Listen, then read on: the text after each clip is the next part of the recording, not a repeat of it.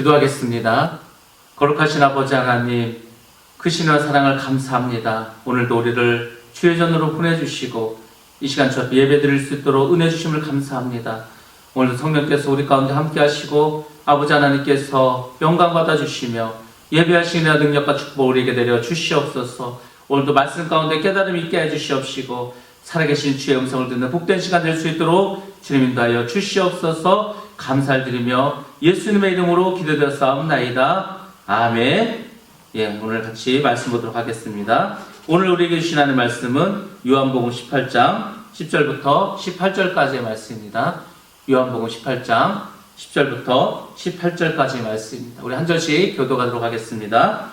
시몬 베드로가 칼을 가지고 있었는데 그는 그것을 빼어 대제사장의 종을 쳐서 오른쪽 귀를 잘라버렸다. 그 종의 이름은 말고였다.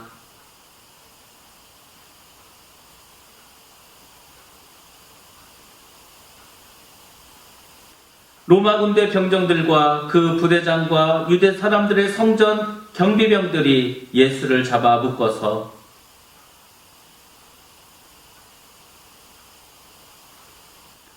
가야바는 한 사람이 온 백성을 위하여 죽는 것이 유익하다고 유대 사람에게 조언한 사람이다.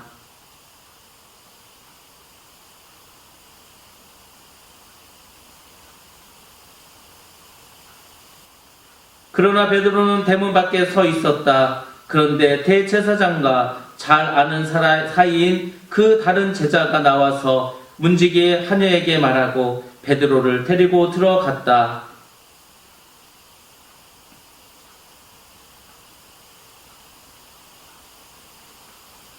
날이 추워서 종들과 경비병들이 숯불을 피워놓고 서서 불을 쬐고 있는데 베드로도 그들과 함께 서서 불을 쬐고 있었다. 아멘.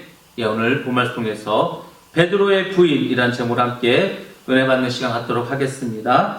오늘이 사순절 27일째 되는 날입니다. 이제 오늘부터 예수님께서 이제 붙잡히시고 그리고 이제 신문을 당하시고 고난이 시작되는 그런 날로 우리가 볼 수가 있습니다.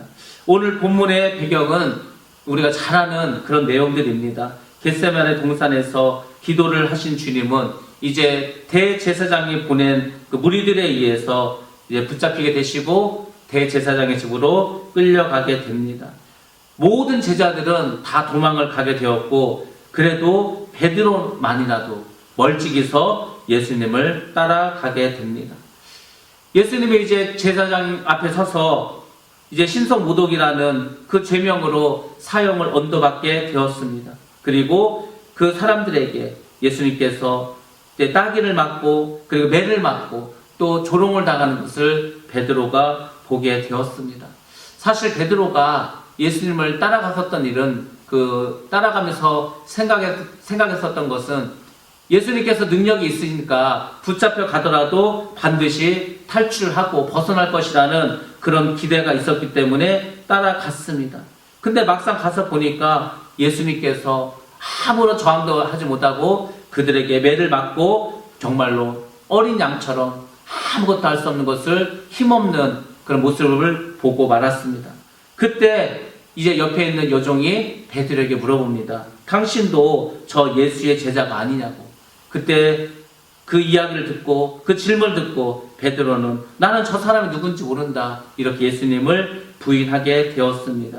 그리고 나중에는 저주하면서 맹세하되 나는 너희가 말하는 이 사람을 알지 못한다. 이렇게 이야기하면서 예수님을 3번 부인하게 됩니다. 그리고 곧 닭이 2번째 울게 되었습니다. 그때 예수님의 말씀이 베드로에게 떠올랐습니다. 우리가 이 장면을 영화에서도 이렇게 소개하고 있는데 영화에서는 이 장면에서 베드로와 예수님의 눈이 마주치는 장면이 나옵니다. 그리고 이제 베드로는 눈물을 흘리면서 이제 그곳을 떠나고 도망하는 그런 일이 벌어지게 됩니다. 왜 주님께서 이 베드로의 부인 사건을 사복음서 4군데에서 모두 다 소개해 주고 계실까? 단지 베드로가 믿음이 없음을 보여주시려고 하시는 것일까? 그것은 아닐 것입니다.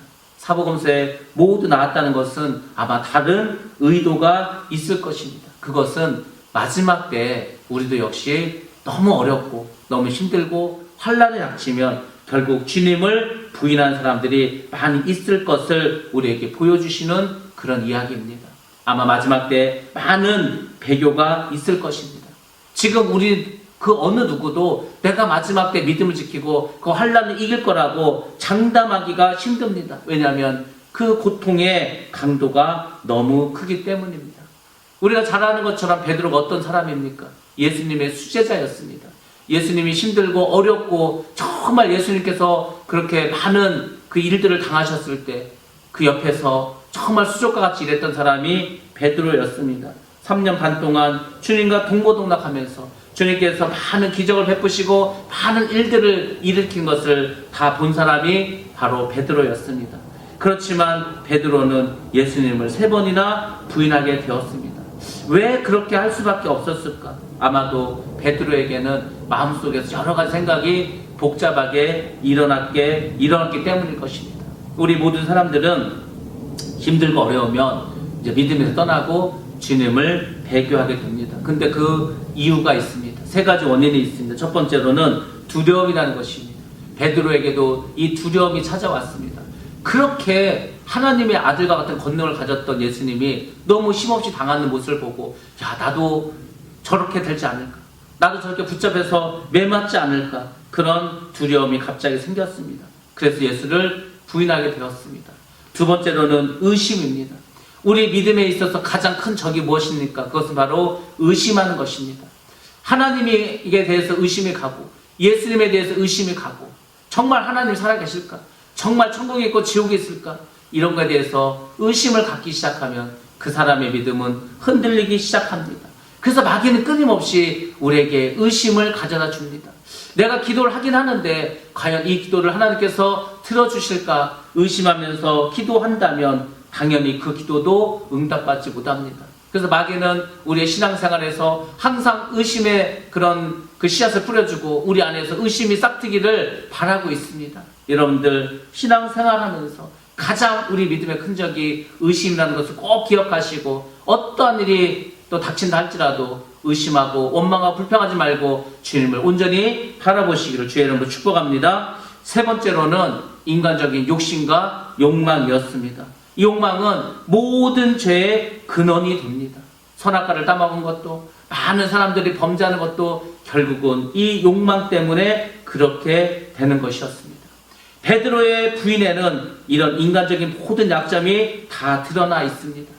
이것은 베드로에게만 일어나는 것이 아닙니다. 우리 모두에게도 이런 일이 일어날 수가 있습니다. 그러므로 우리는 나의 믿음을 장담하지 말고 나도 얼마든지 또 힘들고 어려우면은 주님을 나도 버릴 수 있다는 그 생각을 하시고 여러분들 수시로 나의 믿음을 달아보시기 바랍니다. 나의 믿음이 어느 정도인가? 나의 믿음의 무게가 어느 정도 되는가? 여러분들 꼭 달아보시기 바랍니다. 만약에 이 사건이 베드로의 부인에서 끝났다면 더 이상 이제 성경은 의미가 없는 책이 될 수도 있습니다. 그렇지만 여기서 이야기가 끝나지 않습니다. 예수님은 그 베드로의 부인과 배신에도 불구하고 끝까지 주님께서는 그분의 사역을 완수해 주십니다. 십자가에서 죽으신 그 주님께서는 3일 만에 부활하셨습니다. 그리고 제자들에게 찾아가십니다. 제자들은 디베르 호숫가에서 고기를 잡고 있었습니다. 그때 예수님께서는 제자들을 위해서 조반을 준비하시고 그렇게 계셨습니다. 이제 제자들을 다 부르시고 같이 식사를 하시고 그리고 이제 베드로에게 다시 사명을 주십니다. 내가 이 모든 사람들보다도 나를 더 사랑하느냐? 예수님이 3번 물으셨습니다. 아마 이 주님의 물으심에 대해서 베드로는 속으로 생각했을 겁니다. 내가 주님을 3번 부인했는데 주님께서 나에게 3번 사랑하냐고 이렇게 물으시는구나. 그러면서 베드로는 자신의 그 부끄러운 모습을 다시 한번 생각하면서 주님, 내가 이 모든 사람보다도 주님을 사랑한 것을 주께서 아시나이다. 이렇게 고백을 하게 되었습니다. 그때 예수님께서는 이제 베드로에게 새로운 사명을 주십니다. 내 양을 먹이라. 내 양을 치라. 이제 사명을 주시고 또 베드로가 순교당할 것을 또 말씀하면서 하나님께 영광 돌릴 것을 베드로에게 말씀해 주고 있습니다. 주님은 베드로를 용서하셨을 뿐만 아니라 주님의 일꾼으로 다시 세워주셨습니다. 우리 주님은 우리를 너무너무 사랑해 주십니다. 그래서 우리 모두를 천국 백성으로 살기를 원하고 계십니다. 그리고 끊임없이 우리가 이 환난과 시험과 어려움을 믿음으로 이겨나가기를 주님은 원하고 계십니다. 우리는 다 양 같아서 각기 다 제 길로 떠나가는 그런 정말 힘없는 존재들입니다. 그렇지만 주님께서는 우리의 죄악을 그분에게 담당하시고 우리의 모든 죄를 사하여 주셨습니다. 그러면 여러분들 주님을 믿으시고 주님을 바라보시고 힘들고 어렵다 할지라도 정말 주 안에서 여러분들 믿음으로 승리하시길 바랍니다. 우리 주님은 여러분들이 오늘도 믿음으로 승리하기를 원하고 계십니다. 여러분 모두가 주님의 이 놀라우신 을 생각하면서 이 축복의 말씀을 생각하면서 다시금 여러분의 믿음을 달아보시는 복된 시간 되시기를 주의 이름으로 축원합니다. 우리 이 시간에 다 같이 오늘 말씀을 생각하면서 함께 기도하도록 하겠습니다. 주님께서 우리 모두에게 다시금 사명을 주시고 우리 모두의 부족함을 아시는 주님, 우리에게 힘을 주시고 능력을 주셔서 우리 모두가 승리할 수 있게 해달라고 우리 시간 다 같이 주여 같이 기도합니다. 다 함께 기도합니다. 주여! 살아계신 아버지 하나님 감사합니다. 오늘도 우리를 불러주시고 인도하시고 역사하시고 함께 하심을 감사합니다. 아버지 하나님, 베드로가 주님을 부인하고 주님을 배신했다 할지라도 주님께서는 그를 불쌍히 여시고 그를 다시 붙잡아 주셔서 아버지 하나님 주님의 일꾼으로 다시 일으켜 주심을